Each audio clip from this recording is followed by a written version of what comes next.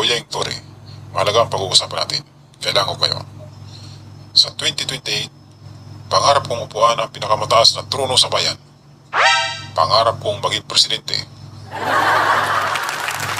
Pero, hindi ko kaya maglakad patungo doon habang buhay pa ang mga Duterte at ang boses nila, ang Isiminay at Sikibuloy. Sir, hindi lang yan basta nino. Yan ang boses ng Davao, ng simbahan at ang mga naniniwala kay Kibuloy.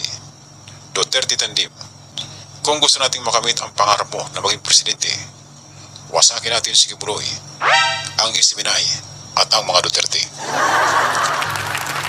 Matagal ko nang gustong iparesto yan si Kibuloy. Nagtatago sa likod ng simbahan. Kung gusto nyo magkapisto o maging presidente, gamitin nyo ako. Pero kailangan may malaking kapalit, malaking halaga at promosyon.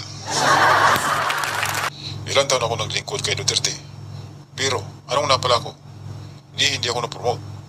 Ngayon, panahon na para singilin siya sa ilalim ni PBBM. Tataas ang rango ko at magsisimula sa paglakip kay Kibuloy.